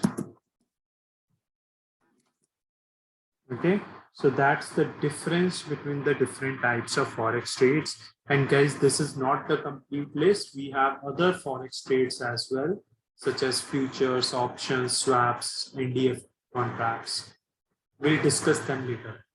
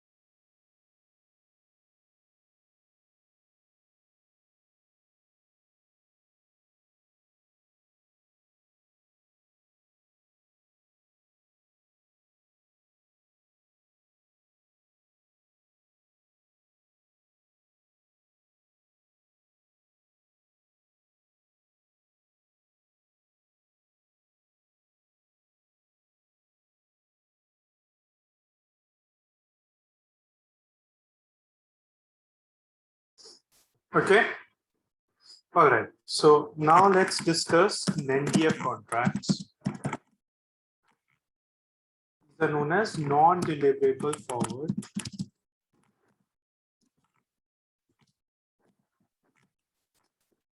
Sir, Yeah.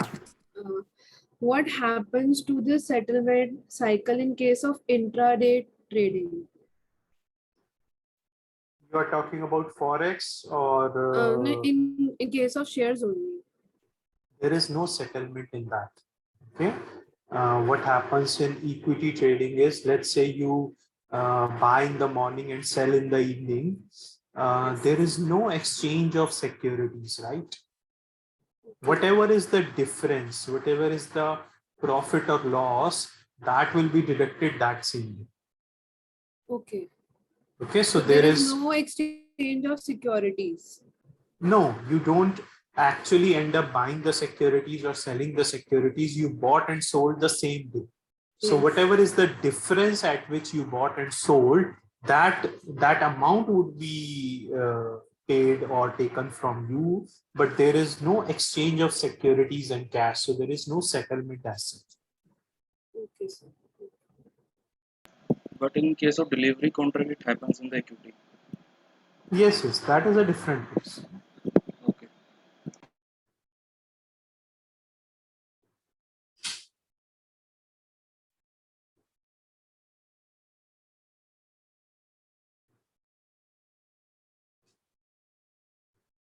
Okay.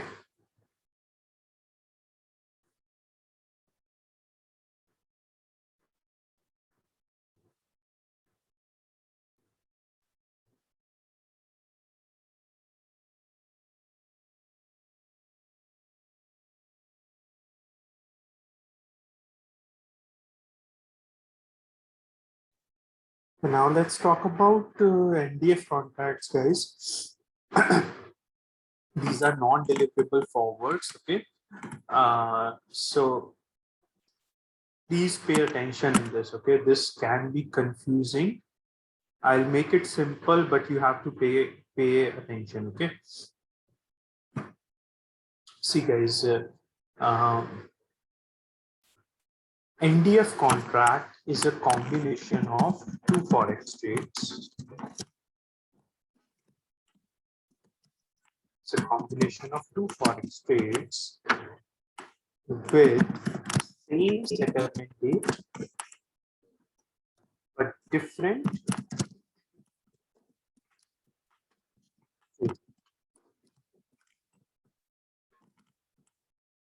guys, there will be two trades which are happening within this contract.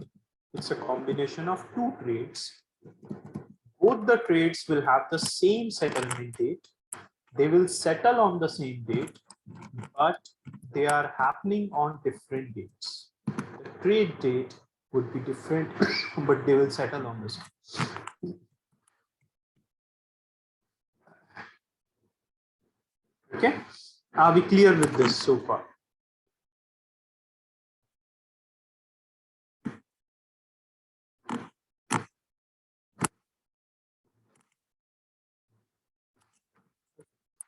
See, guys, the aim for entering into a forward contract is to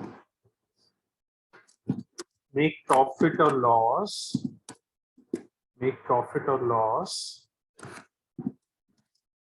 in the NDF currency,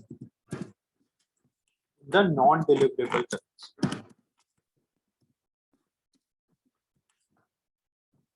Okay. For example, let's say the trade is happening between USD and INR. So guys, USD in this case is the major currency, so it would act as a deliverable currency. Whereas INR is a minor currency as compared to USD, so it will act as a non-deliverable.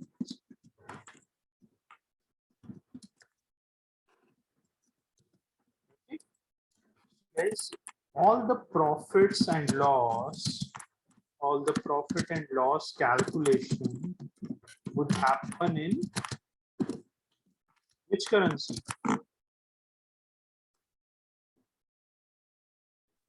INR. Okay. You make the profit and loss in the deliverable currency. So all the profit and loss calculation would happen in USD. Okay, as the name suggests, non-deliverable. So it will not be delivered. All the profit and loss would happen in the deliverable currency, while we try to flatten out the non-deliverable currency. Okay, so guys,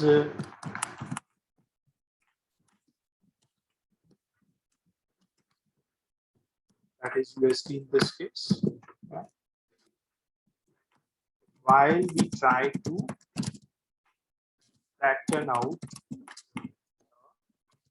non-deliverable currency.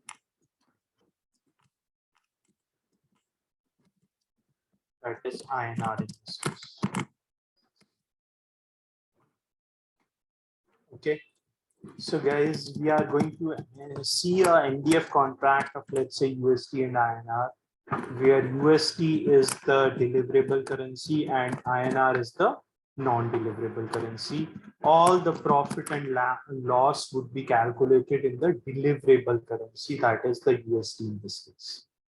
Okay, while we try to flatten out the non-deliverable currency, that is INR.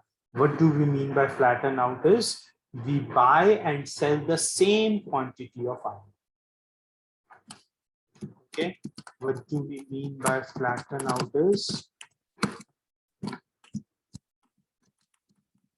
buy and sell the same amount of iron.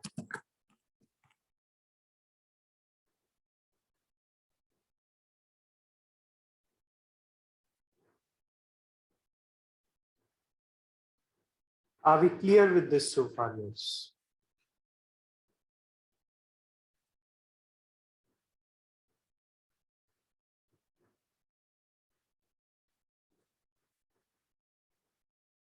Sir, is it mentioned in the contract that which currency would be deliverable and which will be Absolutely. non-deliverable? Absolutely, absolutely.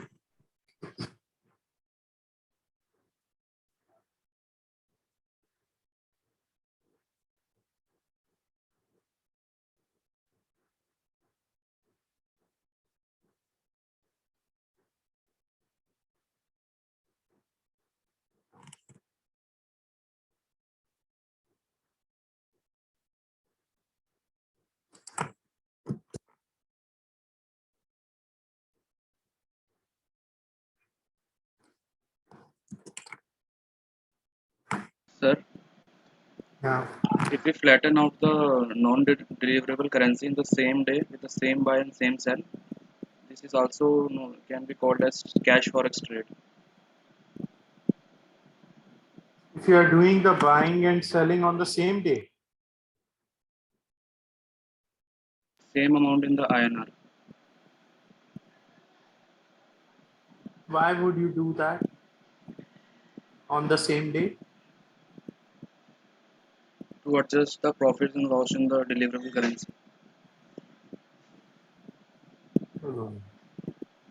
I mean, I don't understand. You're saying that I'll buy USD in the morning and I'll sell USD in the evening?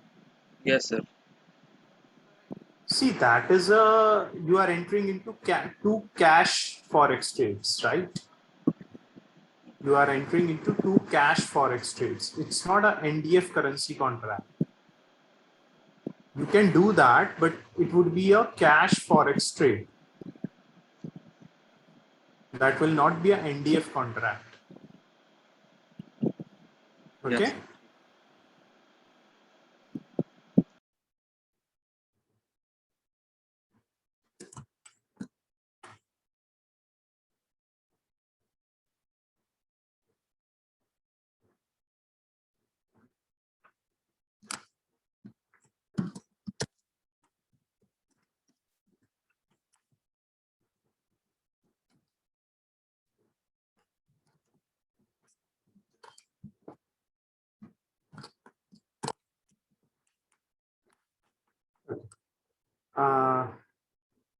So guys, let's understand this NDF contract.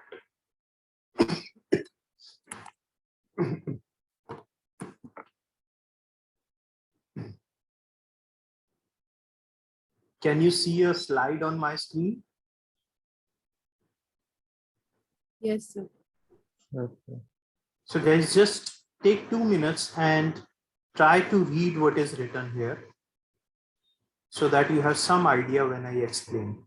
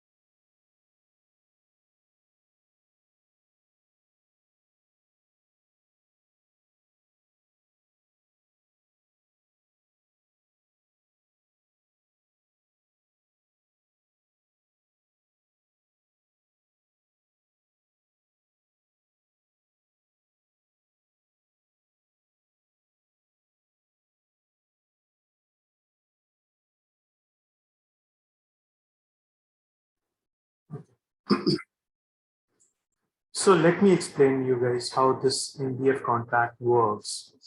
Is that there are two legs to this transaction. Okay, one is the main leg and one is the fixing leg. What happens is, let's say two parties enter into the contract on 5th May, that on 5th August, what we'll do, we will do this. Okay, so one party is saying, I'll buy USD. How much USD? See, the first currency is USD, second currency is INR. So the first currency amount is this much, second currency amount is this much. So one party is saying to other party that on 5th August 2019, I'll buy these many dollars and pay you this much INR.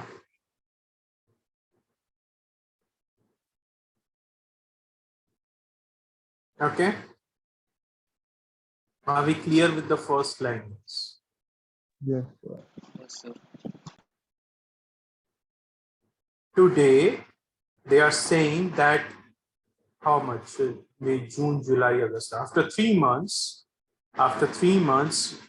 one party will buy this much euros and give this much euros. Okay, from the other party. Now, what will happen? Just couple of days before the settlement date, they will look at the exchange rate. Okay, although their exchange rate is already fixed at 70. So what will they do?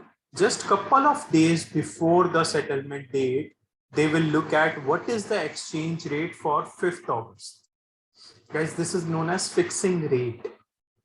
The fixing rate for 5th August would be given by RBI on 3rd August itself.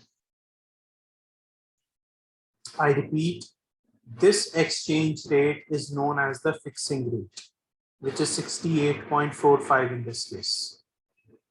Okay, this fixing rate would be given by the RBI on 3rd August. So RBI is saying that whatever NDF contracts are there in the market for 5th August settlement, please settle them at this exchange rate.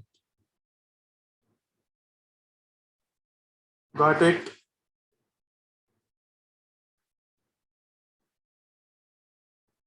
Yes, sir.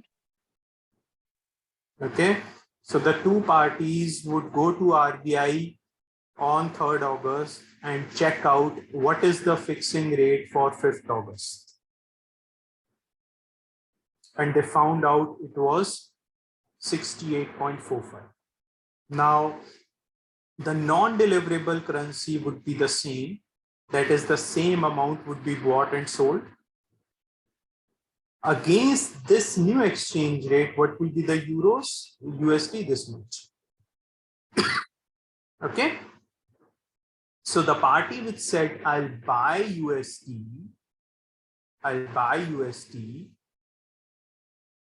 and one party said that I'll sell USD, right? The USD amount was this. Yeah. But as per the exchange rate, this is the USD amount. As per the fixing rate given by the RBI 2 days prior to the settlement date, this is the rate. Okay. So the difference would be the profit or loss. The difference would be the profit or loss. In this case, they need to pay this many dollars, so this would be the loss. Okay, so you don't actually exchange the currencies, you only exchange this amount. You only exchange this amount, okay? So guys, you don't actually pay 15 million or this much billion of rupees. No, you don't exchange all this. Whatever is the difference because of the difference in the rates, whatever is the difference in the deliverable currency, that net amount would be calculated and paid by one party to the other.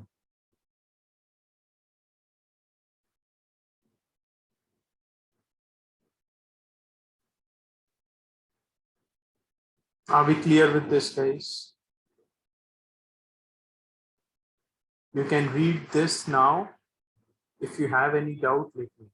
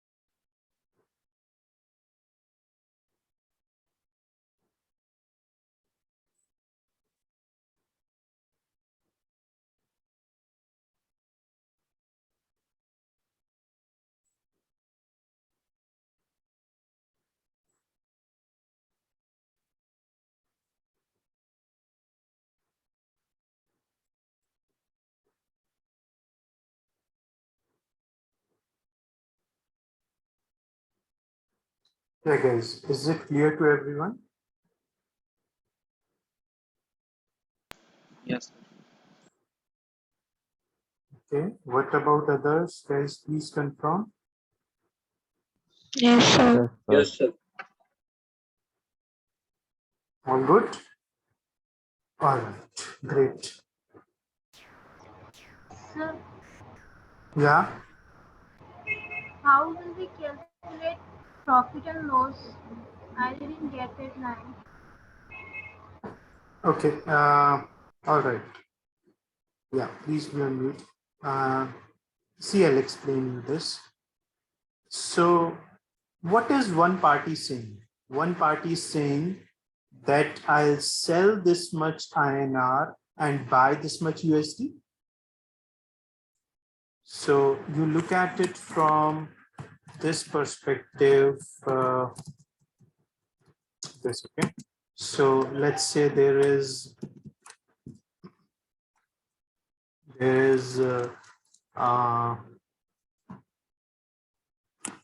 there is I'm just taking random, okay? There is John and Steve, okay? Usually individuals will not be doing this, but let me take an example. So what is John saying? That John is saying that I'll buy $15,000, okay? So John is saying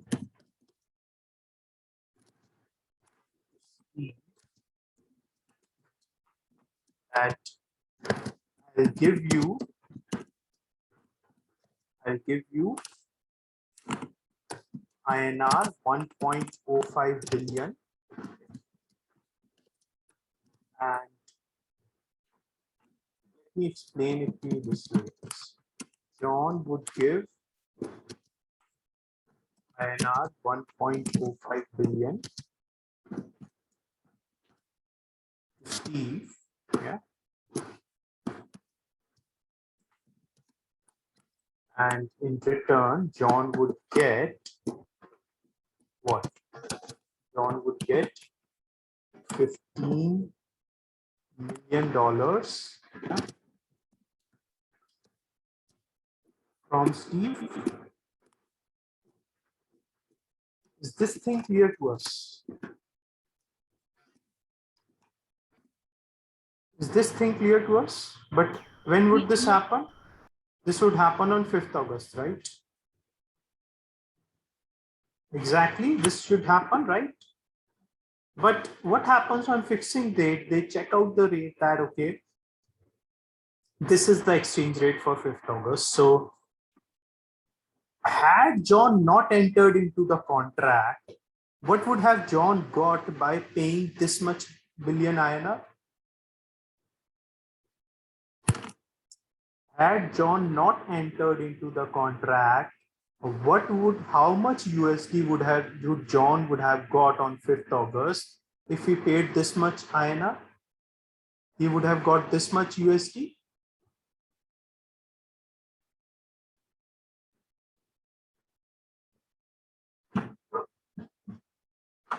Please listen to my statement. What am I saying? Had John not entered into this NDF contract and he went out in the market on 5th August and gave away this much INR, how much USD he would have got? He would have got this much USD? Yes or no? Yes. Yes. But now he's only going to get this much USD. So it's a loss of this much USD for him, right? Yes. That's right. Okay. Thank you.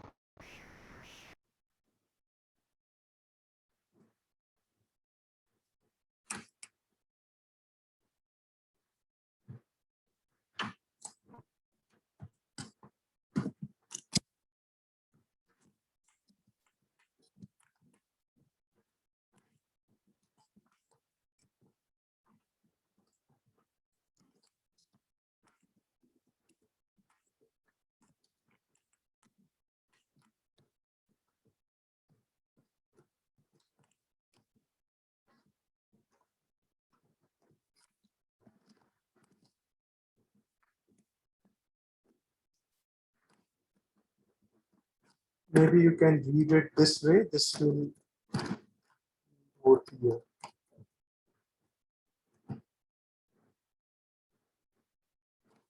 So they have already entered into the contract to get 15 million, but had they not got into contract, they would have got more dollars. So it's a loss of these dollars for the party. Are we clear, guys? Yes, sir. Yes. Yes, sir.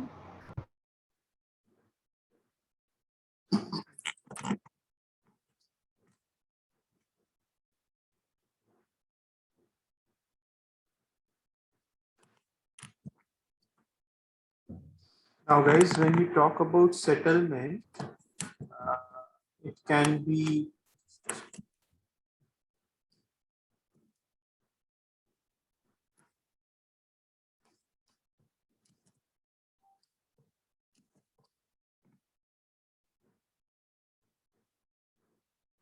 see, guys, let's say that two parties have undergone two trades. Okay, first trade one is you buy this much dollars and sell this much euro. Sorry. And second trade is you sell this much dollars and buy this much euros. Okay. Now, how you can settle it, guys? Either you can settle it by gross settlement,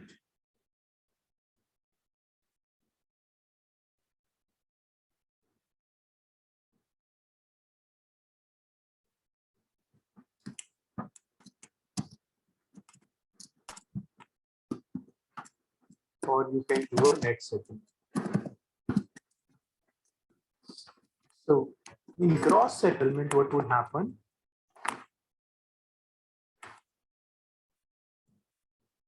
In this case, there'll be two payments and two receipts.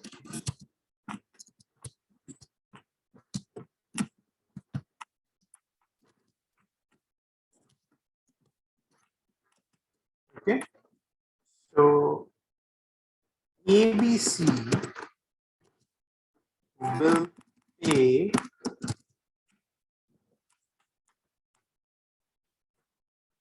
$101 million and